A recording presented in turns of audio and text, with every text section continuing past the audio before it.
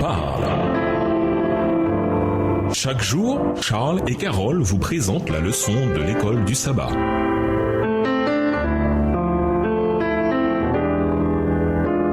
Bienvenue dans notre émission Dieu nous parle. Voilà la leçon de mardi. Présenter la vérité avec amour. L'amitié seule ne gagne pas les gens à Christ. Nous pouvons avoir de nombreux amis, des personnes avec lesquelles nous aimons passer du temps et qui aiment passer du temps avec nous. Mais si nous ne leur disons jamais ce que Jésus signifie pour nous et la manière dont il a changé notre vie, notre amitié fera peu de différence pour l'éternité. Bien sûr, nous serons peut-être de bonne compagnie, mais Dieu nous appelle à être davantage que de bonne compagnie. L'amitié seule n'amène pas les gens à Christ. En revanche, des attitudes inamicales peuvent éloigner les gens de Christ. L'apôtre Paul nous rappelle de dire la vérité dans l'amour. Éphésiens 4, verset 15. Les liens d'amitié se créent quand nous sommes d'accord avec des gens, que nous les acceptons et que nous les complimentons au moment propice. Comme il est important de prendre l'habitude de chercher le positif chez l'autre et non le négatif. Lisons 2 Thessaloniciens 1, les versets 1 à 4. Faites la liste de certains éléments précis pour lesquels Paul complimente les Thessaloniciens. 2 Thessaloniciens 1, les versets 1 à 4. Paul et Sylvain et Timothée à l'église des Thessaloniciens qui est en Dieu notre Père et en Jésus-Christ le Seigneur. Que la grâce et la paix vous soient données de la part de Dieu notre Père et du Seigneur Jésus-Christ. Nous devons à votre sujet, frères, rendre continuellement grâce à Dieu, comme cela est juste, parce que votre foi fait de grands progrès et que la charité de chacun de vous tous à l'égard des autres augmente de plus en plus.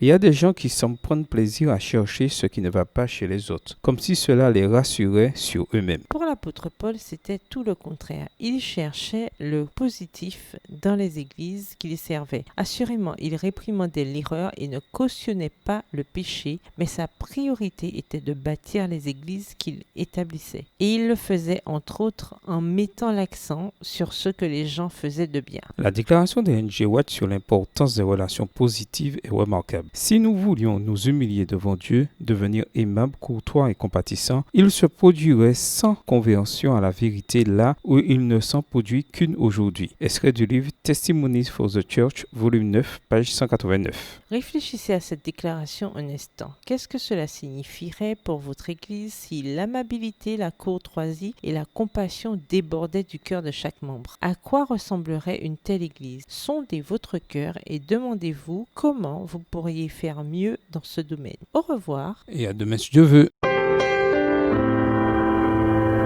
Dieu nous parle. Chaque jour, Charles et Carole vous présentent la leçon de l'école du sabbat.